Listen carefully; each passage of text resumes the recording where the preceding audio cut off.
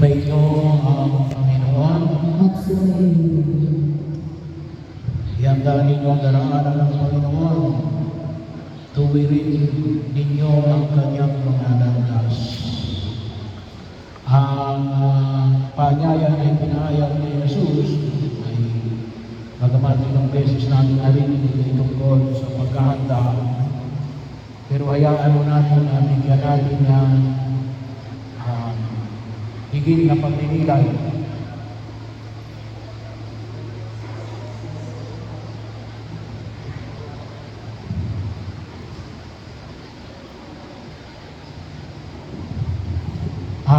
Tungkol sa salitang paghahanda. Dalawang bagay yun.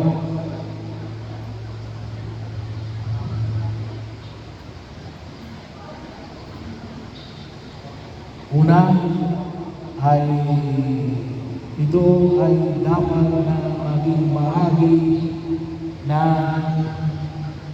pang-araw-araw nating pagkilos. Kung tawagin natin na ito ay SOP, Standard Operating Procedure.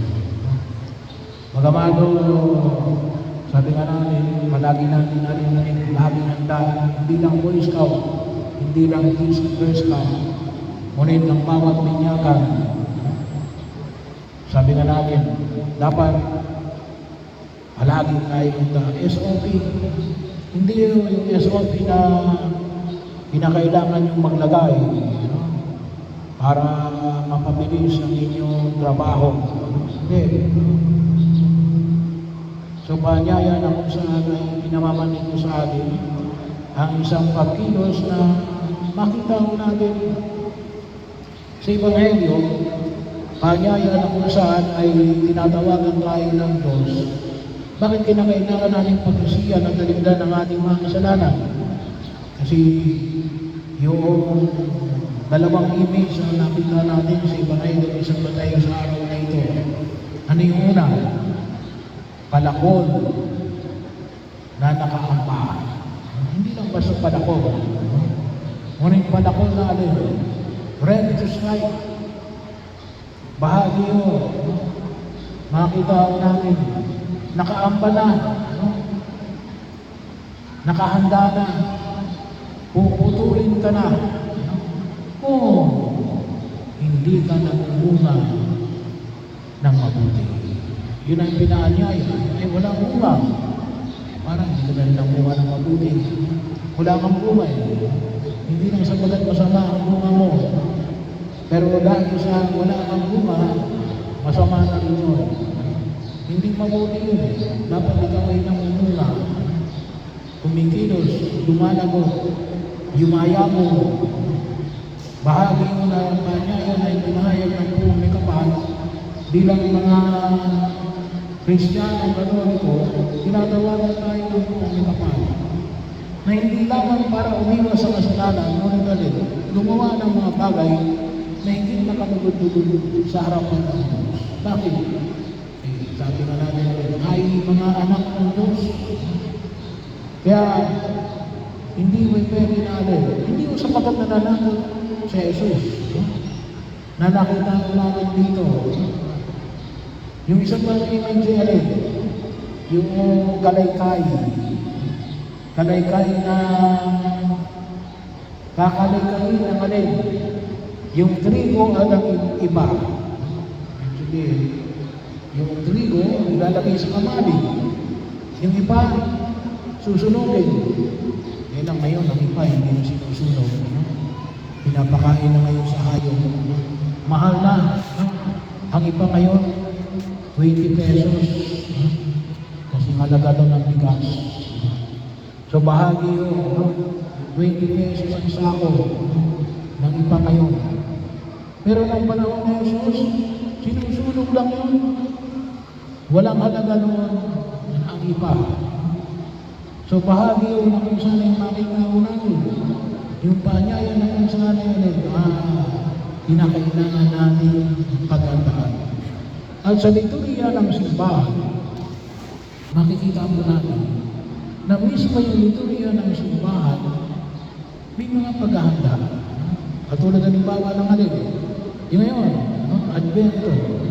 Ito ay paghahanda sa pagdating ng Pasko ng Pagsilang. Quaresma, 40 araw na paghahanda para sa pagdating ng muling pagkabuhay ng ating Panginoong Jesucristo. So, yung nominaryo, may mga nominaryo tayo. No? Yung mga nominaryo natin ay alin? Siyam na araw, yung mga tawag natin ay Nobel. No? Yung ating simbang gabi, siyam na araw din yun. Medyo highlighted na lamang. No? Yung siyam na araw na Kapaskuhan. At kung tutusin, nanggaling yan saan? Yung siyam na araw na yun, siyam na buwan. Siyam na buwan, nakalimitan natin na paghahanda para isilang ang ating Panginoong Jesucristo. So, yung paghahanda ng pagdating ng biyaya ng buhay na ipinagkakaloob ng Diyos sa atin. So, bahagi yun, yung mga sakramento na tinatanggap natin, paghahanda mo yan. Sakramento ng binyag, kunting, ng banal na Eucharistia, na kumpisan, na tinatawag po natin na pagkapahin ng langis sa mga may sakit, sakramento ng kasal at sakramento ng pagkapari. Yan ay mga paghahanda para saan? Para sa mga gawain upang higit natin may sa katuparan ng pagkilos natin bilang mga anak ng Diyos. So yun po yung una dapat maging bahagi mismo ng ating pagkilos na at tanggapin natin ang katotohanan na ito na may mga paghahanda tayo at maingat na paghahanda. Sabagat yung paghahanda na yan ay tutulong kung ano ang kahinahanan ng tinatawag natin pinaghahandaan natin. Pangalawa, itong paghahanda na ito ay hindi lamang isang dapat na pag-iingatan. Dapat din itong pagliwang. Kaya huwag tayo kumisa, nahihirapan tayo sa paghahanda kasi nakikita natin na kalimitan, kaya kung nahihirapan tayo maganda kasi mahilig tayo sa cramming. Nakuha natin doon sa ating pag-aaral na kung kailan lamang may exam, tsaka lang tayo mag-aaral. Kung kailan na yung deadline, tsaka lang tayo kikilos. Hindi kasi natin naging standard operating procedure. Kaya naging mabigat yung pag-aaral natin. Pero ngayon, hindi lang basta maingat na pala na kinakailangan natin.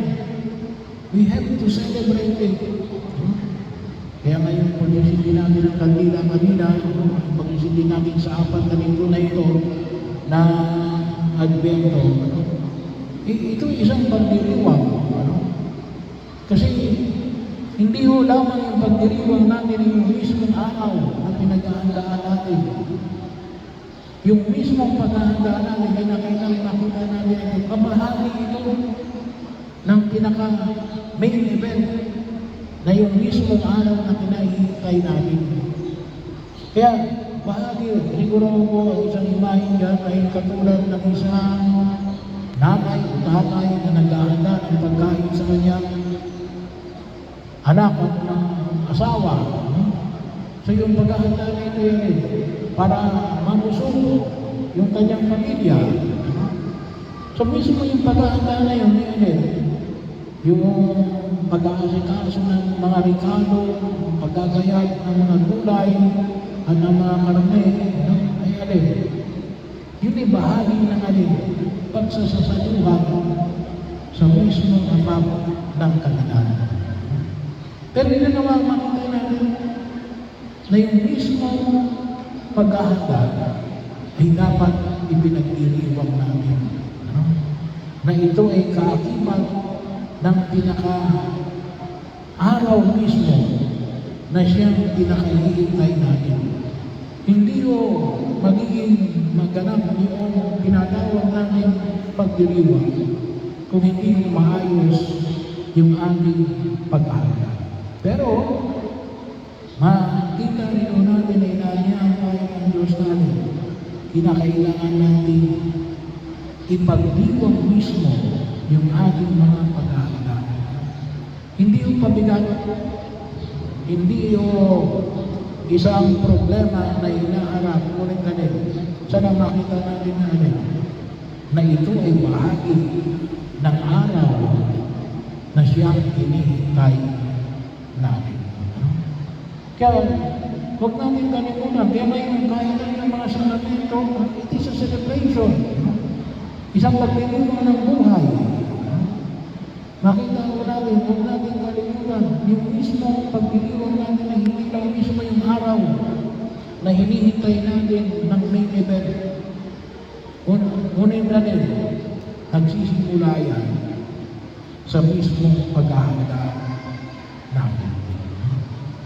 Kaya, ito po naman yung hapon na ipinapamanig natin sa Kumi Kapal. Kaya ako, in general, tutusin. Kaya nga, kapag tayo ay gumagawa ng mabuti, umiiwas tayo sa kasalanan tulad ng pamanig ni San Juan, no? Pag-isiyan nila talagdan ng iyong mga kasalanan, para ba saan yan?